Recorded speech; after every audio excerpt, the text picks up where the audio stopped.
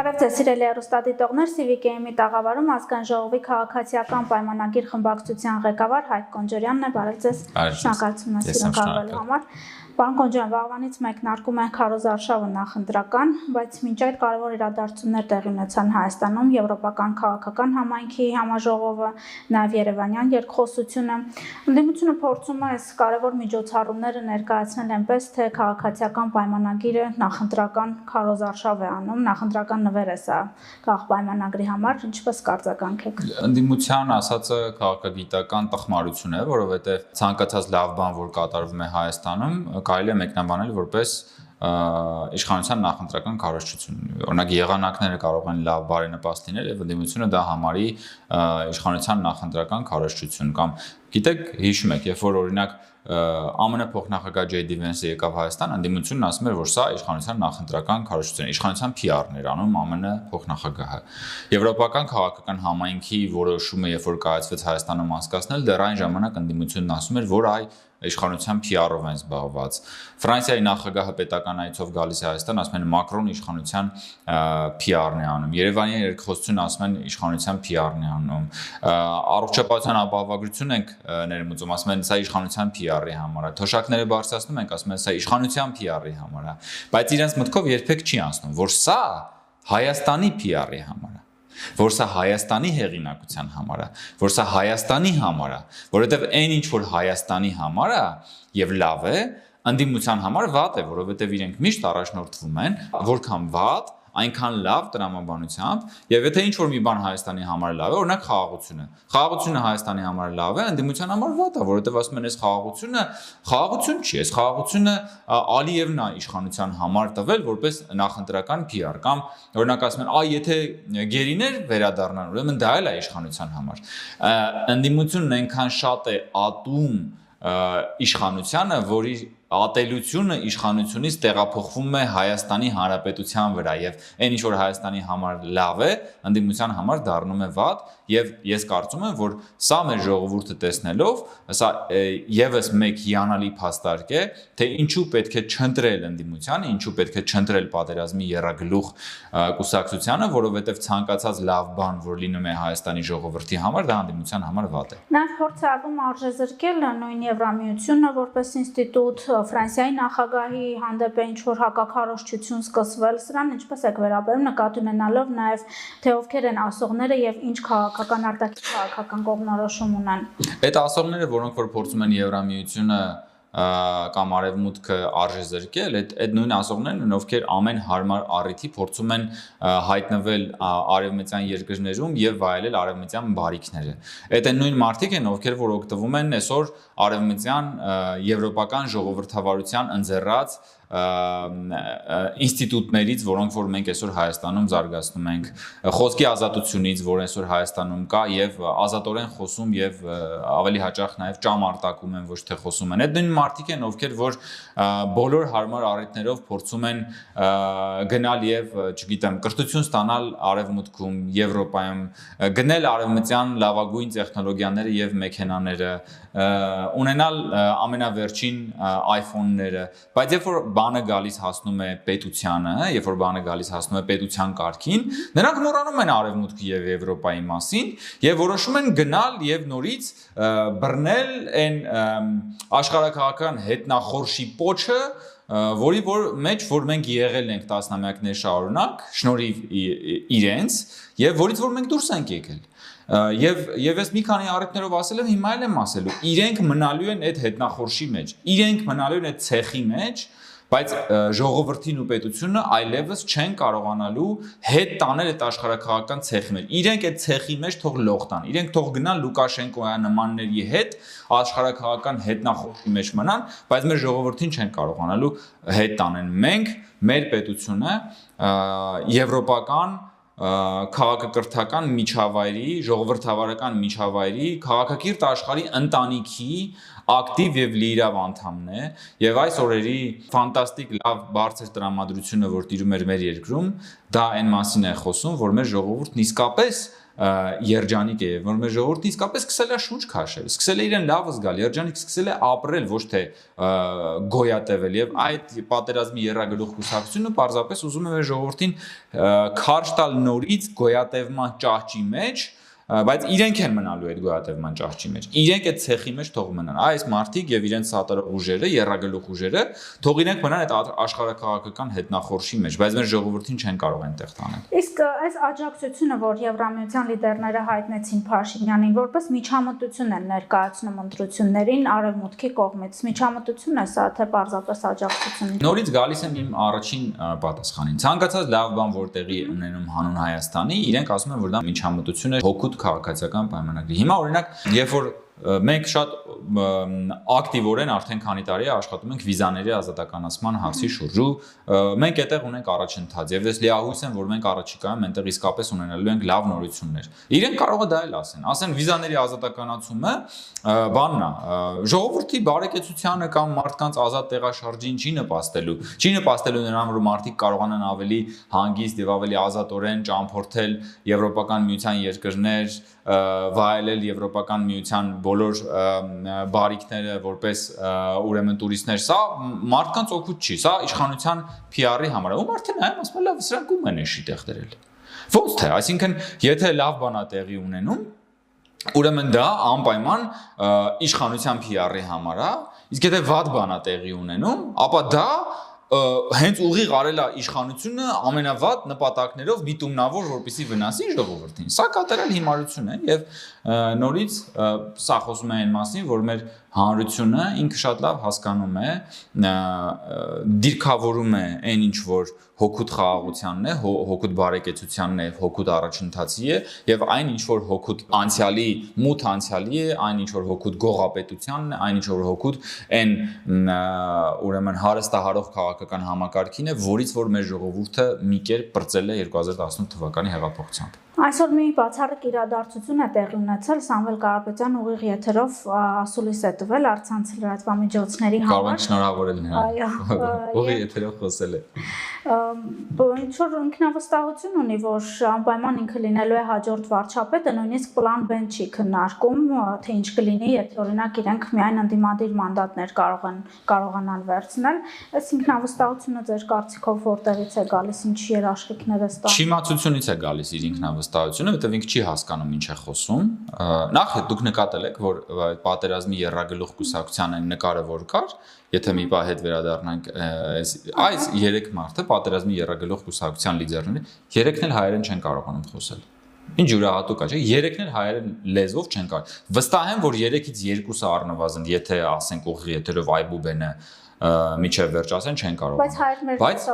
Բայց չգիտես թե ոնց այս մարդիկ ովքեր հայերեն չեն կարողանում խոսել։ Քնած ժամանակ են տարածխալանում։ Իրենք եկել եւ պաշտպանում են հայ ինքնությունը։ Հայ ինքնության ամենակարևոր բաղկացուցիչներից մեկը հայոց լեզուն է։ Դուք սկի հայերեն խոսալ չգիտեք, բայց այդ հայերեն չխոսալը ոչ թե պարզապես այբուբեն չիմանալու խնդիր է, այլ հայկական աշխարհընկալում չունենալու խնդիր է, հասկանում եք, իրենք, որովհետև իրենց ոչ միայն իրենց փողերն են Հայաստանից դուրս հիմնականում, բայց նաև իրենց մտքերը, իրենց պատկերացումները, իրենց արժե համակարգը կապ չունի այս ժողովրդի հետ։ Եվ իրենց շահերի կենտրոնը Հայաստանի Հանրապետությունը չի, որ պահին որ այս 3 մարդկանցից որևէ մեկը կանգնի ընտրության առջև։ Ընտրել Հայաստանը թե ընտրել այն երկիրը կամ այն գումարներն ու փողերը, որոնք որ գտնվում են Հայաստանից դուրս։ Իրենք առանց նույնիսկ մի վայրկյան մտածելու, իրենք ընտրելու են իրենց փողերը եւ Հայաստանը մնալու է այլի կոտրած տաշտակի առջև։ Այս մարդկանց շահերի կենտրոնը Հայաստանի Հանրապետությունը չէ, իրենց համար Հայաստանի Հանրապետությունը ընդհանրապես հերթականն է։ Մեր համար Հայաստանը մեր միակն է։ Մենք ինչ ունենք Հայաստանի Հանրապետությունում։ Այս մարդկանց ունեցվածքի մեծ մասը Հայաստանի Հանրապետությունից դուրս է։ Այս մարդիկ հարստացել են մի մասը հարստացել են Հայաստանից դուրս, մի մասը հարստացել է թեկուզ եւ Հայաստանում, բայց իրենց հովանավորների միջոցով, այդ հովանավորների մի մասը եղել է նաեւ դրսում, ու որ պահին որ այս մարդկանց հովանավորներին տակից անես, իրենցից ոչինչ չի մնա։ Իսկ Սամվել Կարապետյանը այդպես մեծ խոսում է, որովհետեւ իրեն երևի ինչ որ երաշխիքներ են տվել, բայց ովքեր որ երաշխիքներ են տվել, նախ իրենք չեն պատկերացնում Հայաստանում ինչա կատարվում գետնի վրա։ 2021 թվականին այսպես մեծ խոսում էր նաև Ռոբերտ Քոչարյանը։ Ասում էր, հեսա գալու ենք, հաղթելու ենք, հեսա միջև քոքը մաշացնելու ենք։ Հետո երբ որ իրենք դարձան ընդդիմություն, Քոչյանը նույնիսկ համարձակություն չունեցավ մանդատը վերցնի եւ որպես իր առաջնորդած ուժի խմբակցության ղեկավար գա նստի ազգային ժողովի դահլիճում եւ մասնակցի նիստերի եւ օրինակ կառավարության հարց ու պատասխանի ժամանակ վարչապետին գա հարց տա, որովհետեւ մենակ այդ մտքից իր ոտերը կդողար, որ ինքը վարչապետին պիտի հարց տա եւ վարչապետը պետք է իր հարցին պատասխանի։ Հիմա նույնը Սամվել Կարապետյանը ինքը չի հասկանում թե ինչ է խոսում, իսկ այն որ ինքը ասում է որ բանը Հայաստանի սահմանադրությունը հստակ ասում է որ Սամվել Կարապետյանը չի կարող լինել տեխնացու։ Իրենց ուժը, իրենց թղթերը հանձնել է կենտրոնական ընտրական հանձնաժողով եւ այնտեղ Սամվել Կարապետյան անունով մարդ գոյություն չունի որպես տեխնացու, ինքը ոչ տեխնացու է, ոչ կարող է լինել պատգամավոր, ոչ առավել եւս կարող է լինել վարչապետ։ Հիմա ինքը ընդհանրապես զբաղված է աճ պարարությամբ եւ իրեն թվում է, որ ինքը մարդկանց դրել է հիմարի տեղ։ Դա ասում են սահմանադրություն կփոխենք, կդառնանք մեծամասնություն, եթե անգամ իրենք փոխեն, հնարավոր չի, որովհետեւ մեր սահմանադրության համաձայն վերջին 4 տարում միայն Հայաստանի Հանրապետությունում ապրող մարդը կարող է համապատասխանել այդ պաշտոնին, իսկ ինքը այդ բանին չի համապատասխանում, կարգավիճակին չի համապատասխանում, թե ինչի է ինքը այդպես խոսում, գուցե մտածում է, որ սա իր հերթական բիզնես պրոյեկտն է, որտեղ որ իրանք պիտի գան, ոնց որ անհասկանալի պայմաններում հարստացել են եւ իշխանությունը փող են դիզել, այդ ձև նույն ձև մտածում են, որ պետք է գան եւ գրպանեն Հայաստանի Հանրապետության ժողովրդի իշխանությունը, բայց իրանք իրանք ծոծորակը կտեսնեն, բայց ժողովրդի իշխանությունը չեն կարող գրպանել, որովհետև ժողովրդի իշխանության համը կտեսնեն հունիսի 7-ի ընտրությունների արդյունքում ու հիմա որ sense մեծ խոսում են, այ հետո այս վիդեոները տեսանյութերը հանելու են, ասելու են դե պահել մի հատ խոսա, պատասխան, այս ինչ է իր ասում։ Ու այդ ժամանակ կտեսնենք թե ինքը ինչ է խոսալու։ Իսկ հնարավոր է որ այս սցենարը ընդհանրապես Սամվել Կարապետյանի համար չլինի վերջում։ Ինքը ասում է օրինակ Ռոբերտ Քոչյանից վերային պայմանավորվածություն չունի, բայց կոռեկտ է համարում նրա այն հայտարարությունը, որ ամենաշատ քվեստացած ուժին ձայն կտան։ Այսօր էլ նշեց այդ միտքը Քոչյանի եւ Ծառուկյանի պարագայում։ Վերջին արդյունքում հնարավոր է օրինակ այդ ամեն ինչ Ռոբերտ Քոչյանի շուրջ կոնսոլիդացվի։ Տեսեք, Սամվել Կարապետյանը, Ռոբերտ Քոչյանը եւ Գագիկ Ծառուկյանը իրենք հոնոր չի, որ իրար պիտի ճանաչեն։ Իրենք պատկանում են նույն քաղաքական գենետիկ միջավայրին։ Իրենք այդ նույն բանի մեջ են ծնվել, նույն քաղաքական միջավայրում են ծնվել եւ հարստացել։ Մեկը մյուսին պայմանավորվելով Սամվել Կարապետյանը Ռոբերտ Քոչյանի համար գրավներ մուծում, որ իրեն հիշում եք դատարանից ազատ արձակեն, Գագիկ Ծառուկյան Ռոբերտ Քոչյան կապի մասին նոր չի որ մենք պիտի խոսենք, այսինքն այստեղ այնպիսի սերտ աճած հարաբերություններ կան, որ որևէ կերպ հնարավոր չի ընդհանրապես որ իրենք իրար հետ որևէ խնդիր ունենան ոնց են չէ մաֆիոզները ոնց են որ իրանք կարող է ինչ որ ազդեցության գոտիների բաժանման համար իրար հետ տարաձայնություններ ունենան բայց մաֆիոզները մնում են մաֆիոզների եւ ժողովրդի օրինապաշտ քաղաքացիների հարաբերությունների մեջ մաֆիոզները միշտ գիշատիչ են որ հոշոտում են ժողովրդին սովորական մարդկանց հետեւաբար այս մաֆիոզները որոնք որ հիմա ասում են որ այ մենք այսպես որ հակել են բան քաղաքական գործիչների կերպարանքով եւ փորձում են մտնել քաղաքական գործընթացների մեջ իրենք սովորական մաֆիոզներ են եւ մարդակերների իշխանության պարագլուխներ են որոնք որ տասնամյակներ շարունակ հոշոտել են հետապնդել են ունեզրկելով հարստացել են հիմա էլ ուզում են վերադառնալ եւ նորից ունեզրկեն թալանեն խաղաղությունից զրկեն եւ ինչա ուզում պատերազմի երրագլուխ կուսակցության ամենահրեշավոր նպատակներից մեկը որն է Հայաստանը զրկել ինքնիշխանությունից եւ հայ ժողովրդի զավակներին դարձնել թնդանոթի միշտ ուրիշների սանդազերծած պատերազմը ուրիշների, այսինքն նպատակը դա է նաև, որ Հայաստանի ժողովրդին, որպես ժողովրդի զավակներին, որպես թնդանոթի միս ուղարկեն ուրիշների սանձազերծած պատերազմում կռվելու, որովհետև դուք հասկանում եք, չէ՞, որ իրանք այնքան համարձակություն չեն կարող ունենալ, որ հանկարծ մերժեն իրենց տիկնիկավարներին զորքեր ուղարկելու այն բոլոր ռազմաճակատներ, որտեղ որ հիմա սանձազերծվում են կամ կարող են սանձազերծվել պատերազմներ կայսրության շահերի համար, որովհետև իրանք ուզում են, որ Հայաստանը դառնա այդ կայսրության հերթական պտուտակներից մեկը ընդհանրապես եւ ժողովրդի իշխանությունն զիջելով ժողովրդին դարձնեն հպատակ ու նորից բան անեն սանձազերծեն պատերազմ կամ այս տարածաշրջանում կամ այս տարածաշրջանից դուրս եւ մարդկանց նորից նետեն այդ պատերազմի մսաղացի մեջ, որը որ մենք թույլ չենք տալու։ Օրինակ Ռուսաստանի մասով երբ իրեն հարց է հնչում, ասում է, որ մեր գլխավոր ռազմավարական դաշնակիցն է մնում, բայց կարևորը Հայաստանի շահն է, բայց միևնույն ժամանակ օրինակ հստակ չի հերքում, որ ինքը կցանկանար, որ Հայաստանը միութենական պետության մաս կազմեր։ Ինքը չի կարող հերքել կամ չհերքել։ Ինքը չի կարող հերքել, որովհետեւ ինքը որ պահին որ հանկարծ փորձի նույնիսկ ինքնուրույն փռշտալ, իր օթերը նենց կփակեն համապատասխան տեղից, որ չի էլ հասկանա իր հետ ինչ է կատարվում։ Ոնց որ հիմա ինքը չի հասկանում։ Ես իսկապես անկեղծ, որովհետև հիմա ես որ լսում եմ Սամվել Կարապետյանին, հասկանում եմ ակնհայտորեն հասկանում եմ, որ ինքը նաև այսքան հարստությունը ինքը իրենով չի կուտակել։ Հնարավոր չէ ինտելեկտուալ այսպիսի աղքատիկ պոտենցիալ ունեցող մարդը դառնա դոլարային միլիարդատեր սեփական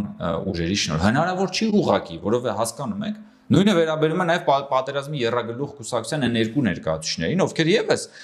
չեն փայլում իրենց ինտելեկտով, բայց փայլում են իրենց կարողություններով, ընդ որում երկուսն էլ անցնում են ապօրինի գույքի բռնագանձման օրենքով։ Այս մարդիկ որպես բիզնեսմեններ էլ, հասկանում եք, որպես մեծահարուստներ էլ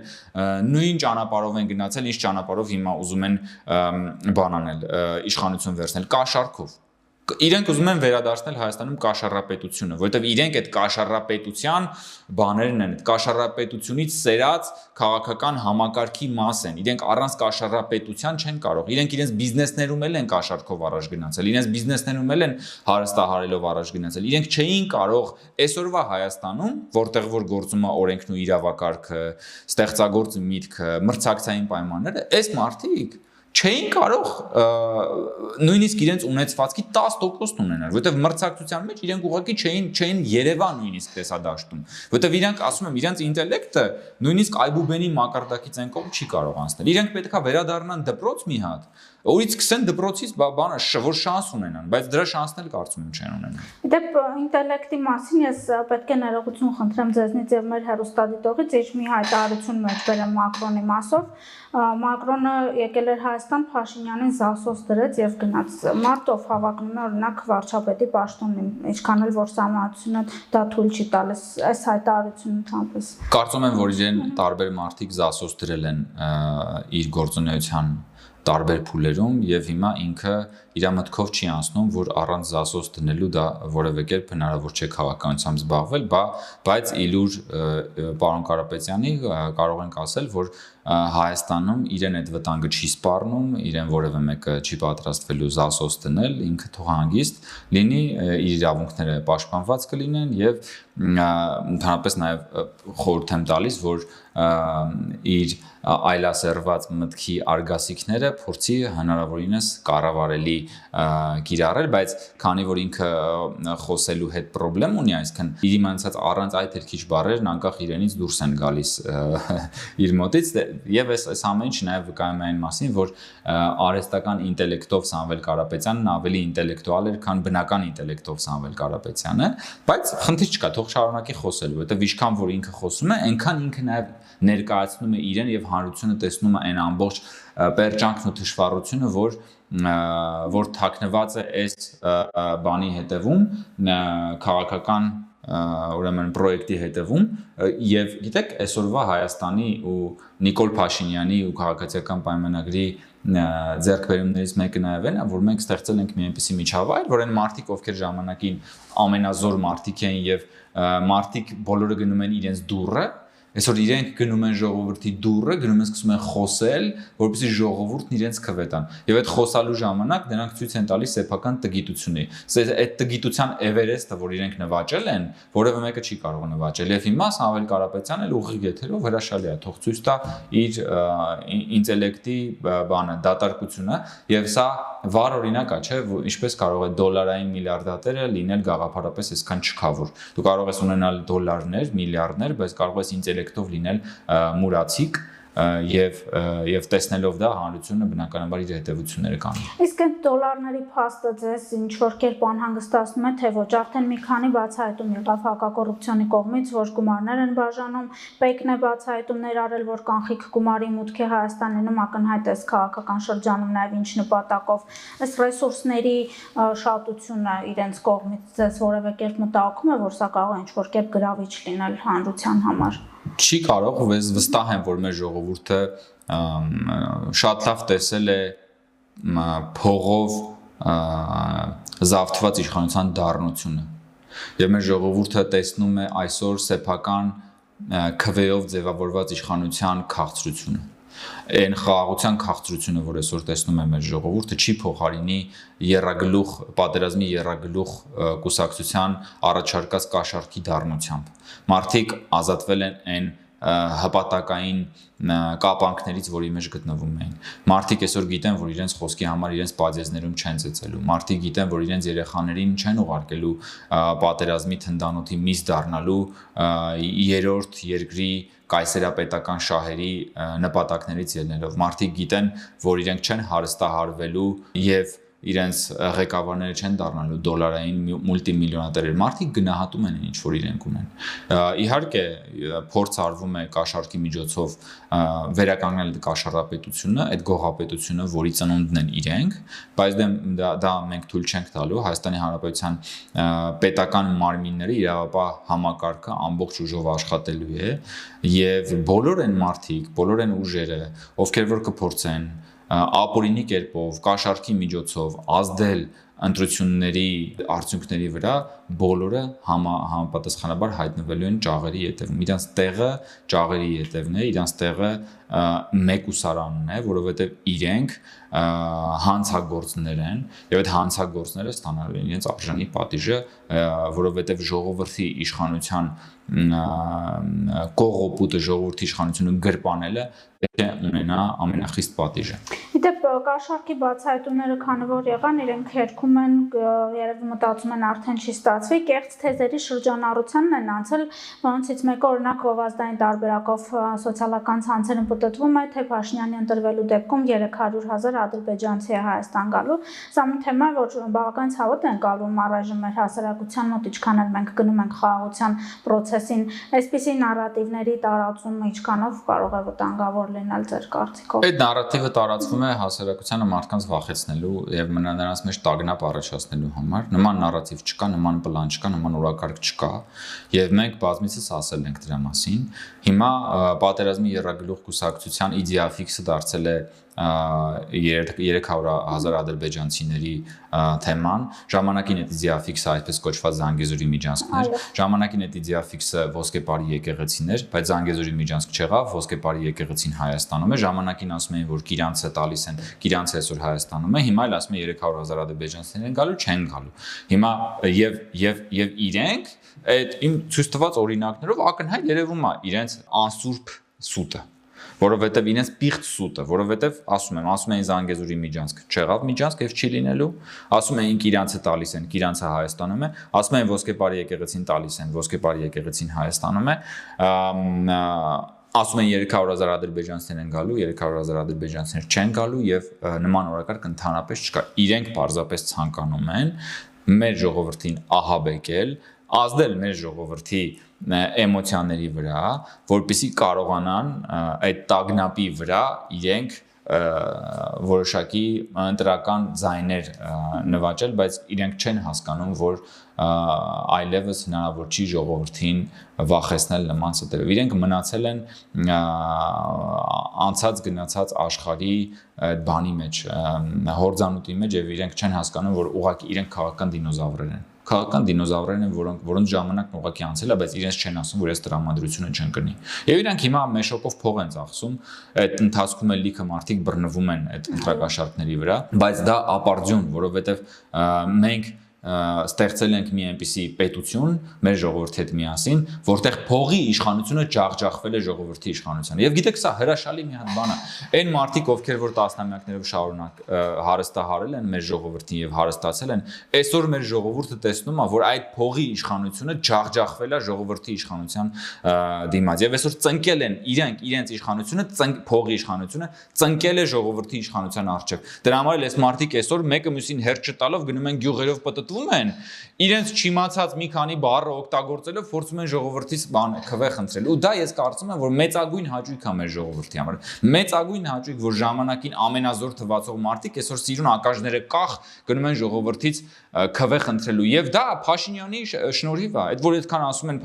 Փաշինյանի շնորհիվ է, որ այսօր եւ բնականաբար մեր ժողովրդի պես Փաշինյանի առաջնորդությամբ եւ ԿՊ-ի առաջնորդությամբ։ Այնպես որ մենք այդպես շարունակելու ենք եւ իրանք էլ իրենց ակաժները կախ այդ ձև սիրուն գալու են եւ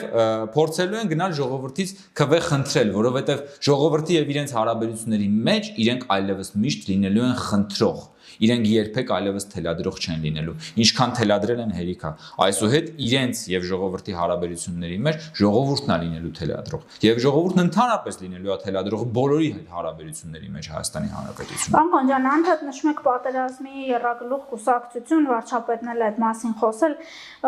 Իրենք օրինակ ասում են, որ վախեցնում եք մեր հանրությանը, սարսափեցնում եք պատերազմով, մենք էլ պատերազմ չենք ուզում։ Այսօր օրինակ նույն Կարապետյանն ասում էր, որ թրիփն էլ չեմ չեղարկելու։ Ուղղակի խաղաղությունը այդքան լավը չի, երաշխավորներ են պետք, ընդ որում ճշտող հարցին միանգամից մի քանի երաշխավոր է այստեղ բերում։ Բայց ինքը ով է, որ մի հատ նախ թրիփը չեղարկի կամ չեղարկի մեկ։ Ինքը ով է, որ ընդհանրապես երաշխավոր բերի կամ չբերի երկու։ Ինքը այդքան ուժեղ մարդ էր, թող կարողանար հեծը նորմալ կառավարել։ Թող հեծը կարողանար նորմալ կառավարել, որ չհասցներ այն վիճակին, որ Հայաստանի Հանրապետության քաղաքացիների վրա հավելագրումներ անելով լափեին եւ իրենց ունեցվածքը ավելացնեին։ Ինքը ոնց կարա երաշխավոր ընդհանրապես որևէ մեկին երաշխավոր բերի։ Մեծ խոսում են, այս մարդիկ ուղղակի բան են։ Հասկանում եք, իրանք ուղղակի չեն հասկանում իրենք որտեղ են ապրում։ Իրենք ուղղակի չեն պատկերացնում նաեւ գիտեք աշխարհի չափսերը եւ մասշտաբները իրենց թվում է թե իրանք աշխարհի կենտրոնն են։ Իրենք բան է քաղաքական ինֆանտիլության մանկամտությամբ են տառապում, ոնց որ օրինակ երեխան է, չէ՞, երեխան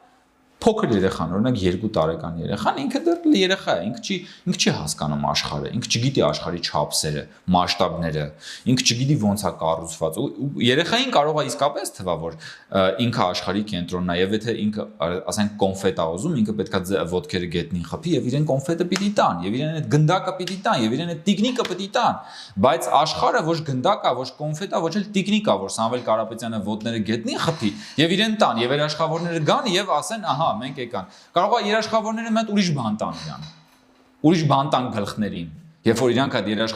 իրանք գան եւ ասեն, որ այ գիտեք, մենք եկել ենք եւ այլն եւ այլն։ Ամփոփելով վաղուց, քանի որ քարոզարշավը սկսվում է, ինչ ակնկալքով է քաղաքացիական պայմանագիրը գնում քարոզարշավի եւ առհասարակ ընտրությունների պլան մինիմում, մաքսիմում, ինչ կասեք։ Մենք ասել ենք, որ գնում ենք մեր ժողովրդի հետ միասին տեր կանգնելու խաղաղությանը։ Սա մեր գլխավոր ուղերձն է, տեր կանգնել խաղաղությանը, որովհետեւ այո, մենք խաղաղությունը նվաճել ենք, այո, մեր խաղաղությունը մեծ ջանքերի գնով մեր ժողովրդի հետ միասին ծանր բանակցությունների գնով, ծանր ապրումների միջով, ծանր փորձությունների միջով անցնելով մեր պետությունը, մեր ժողովուրդը արդեն տևական ժամանակ ապրում է խաղաղության մեջ, բայց այդ խաղաղությունը դեռևս նորածին երեխա է։ Եվ այս նորածին խաղաղությանը պատերազմի եռագլուխ հրեշավոր կուսակցությունը փորձում է խժռել, փորձում է բարուրի մեջ խեղդել այն նորածին երեխային, որը դեռևս ունի պաշտպանության կարիք։ Խաղաղությունը ունի պաշտպանության կարիք։ Մենք այսօր պիտի պաշտպանենք խաղաղությանը, որ խաղաղությունը մի օր պաշտպանի մեզ։ Ուրիշ տարբերակ ուղղակի չկա։ Եվ մեր ժողովրդի հետ մենք գնում ենք այդ ուղերձը տալու մեր ժողովրդին, որ մենք այսօր պիտի պաշտպանենք այն նորածին խաղաղությանը, որը պիտի մի օր պաշտպանի մեզ։ Եվ պատերազմի եռագլուխ հրեշավոր կուսակցությունը ուզում է գա եւ օրորոցի մեջ խեղդի այդ բանին խաղաղությանը։ Եվ մենք թույլ չենք տալու։ Եվ իրենք էլի եմ ասում, իրենց ծոծորակները կտեսնեն, բայց չեն տեսնի խաղաղությունը հետ շրջված։ Եվ մենք գնալու ենք ու տեր ենք կանգնելու խաղաղությանը։ Սա է մեր օրակարգը։ Կարողանում եք դուք հանրությանը հասցնել այս օրակարգը այն իմաստով, ինչ կլինի, եթե տեսականորեն օրինակ քաղաքացիական պայմանագիրը չկարողանա մեծամասնություն ունենալ ու տեսականորեն նորից պրոռուսական ուժերը կան իշխանության։ Մենք ասել ենք տարբեր առիթներով, դա խես վստահ եմ, որ մենք ունենալու ենք բացարձակ մեծամասնություն, բայց եթե եթե հանկարծ մենք նման մի իրավիճակ պատկերացնենք, դրա մասին խոսել են, որ դա միանշանակ բերելու է